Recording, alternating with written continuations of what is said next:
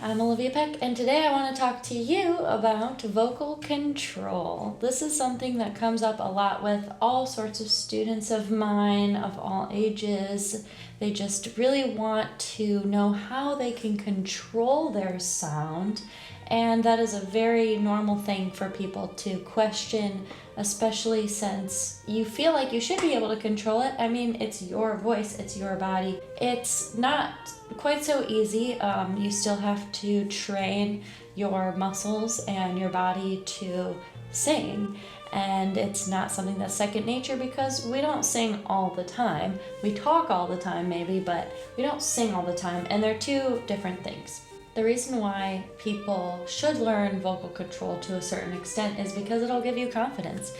By control, I mean knowing how to execute the sound that you want on the pitch you want. It doesn't mean that if you are a 7-foot tall man that you can control your voice so much that you can sound like Thumbelina. That might be a little cray-cray.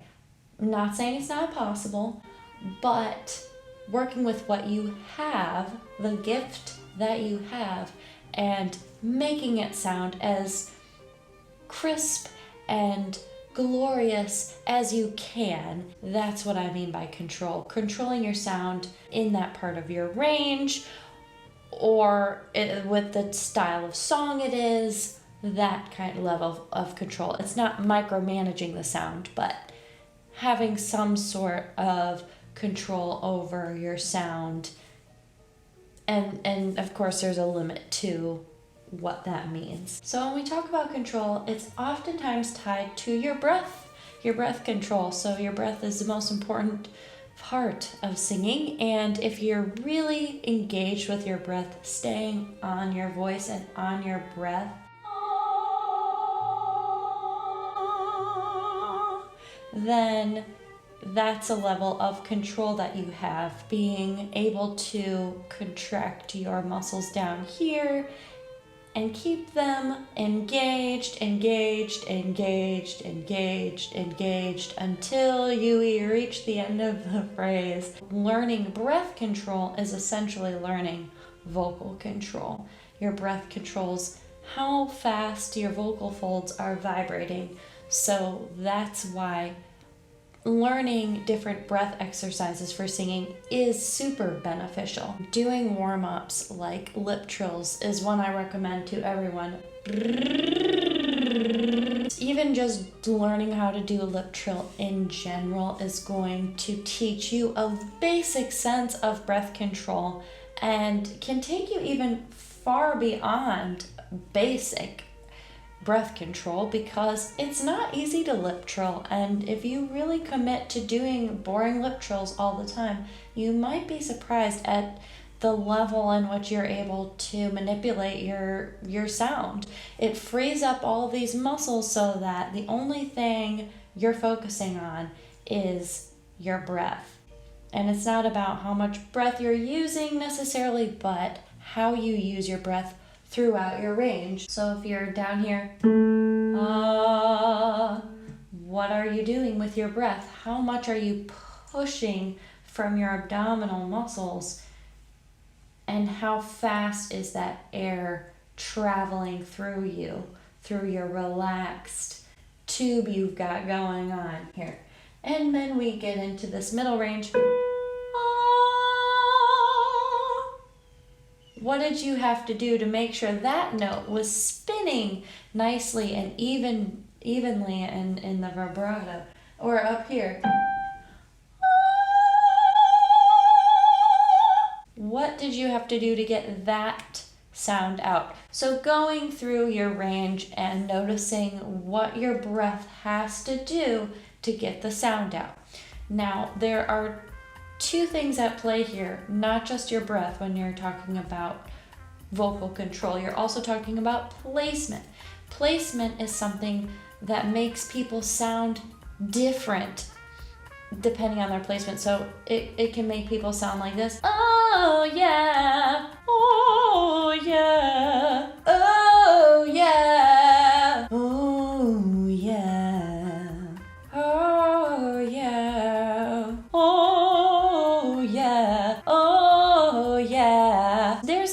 always a perfect or right way to place your voice, but there are maybe better choices than others when it comes to style or how you want yourself to sound, or even parts of your range the song is in, the emotion you're trying to emote to the audience. There's a lot of things at play there. Placement means, to me, where in your body is this vibration happening, in your face, or what we call the mask, and in your whole body. So that's why I think we call it the head voice, because the vibration, we're picturing it being up here, in the head, and then the chest, it's here, and then your mixed voice is in your nose and mask cavities.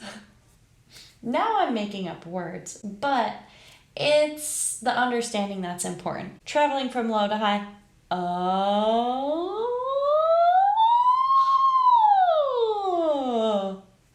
What is happening? I'm starting here. Oh. And I make the switch. Oh. And I switch again. Oh. And if you heard a little break in there, that's very normal. That means that's where there's a little switch happening in your placement. And it takes practice to learn how to smooth that stuff out. And sometimes you'll have a song where it's in the part of your range where there's a break. And so learning placement is a whole nother part of vocal control. So doing woo slides are one way to figure out what your voice does in that certain part of your range. So as I was saying, you have 3 parts of your range. You have your chest voice, your middle voice, and your high voice.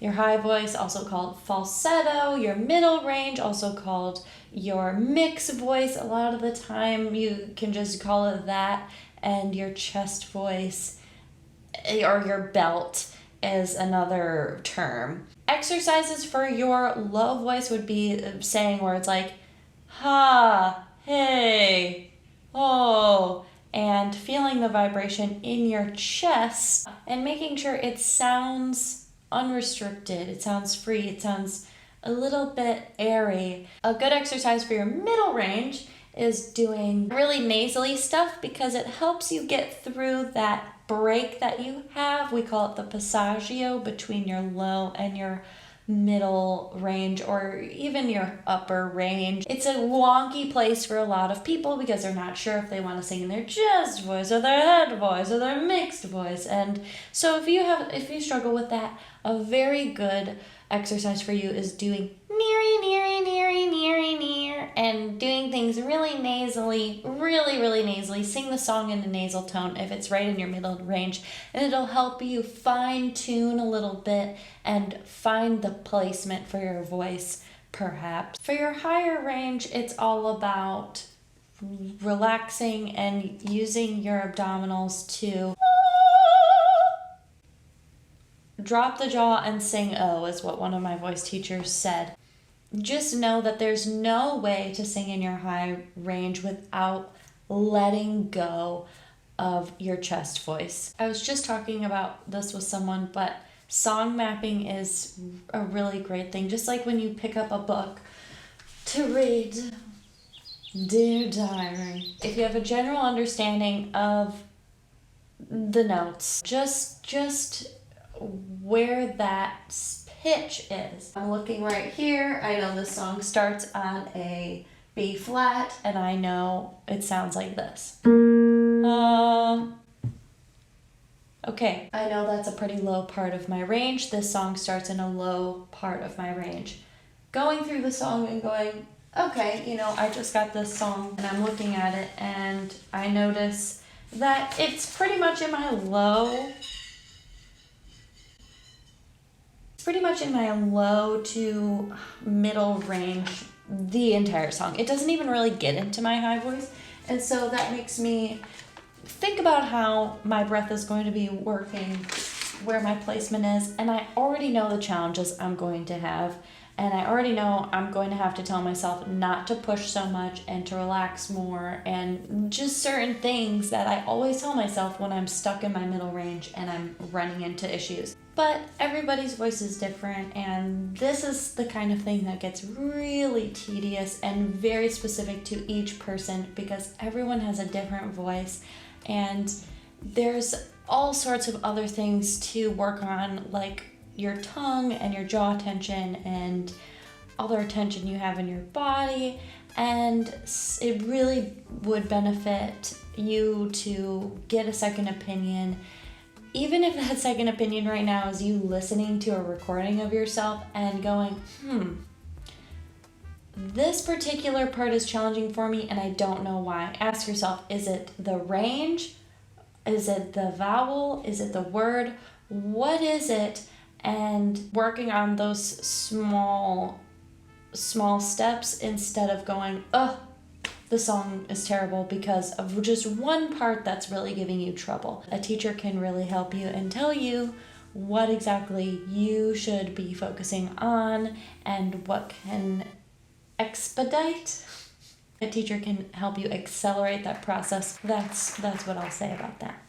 Thank you for watching. I hope it helps. Send me any questions, and if you want to work with me, give me a call, send me a text. Have a great day.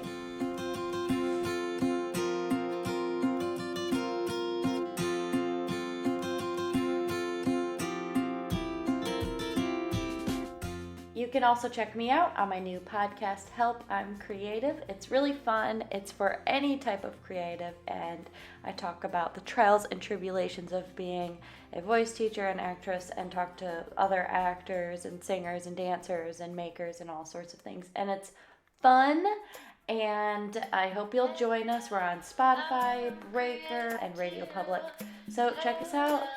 I'm creative.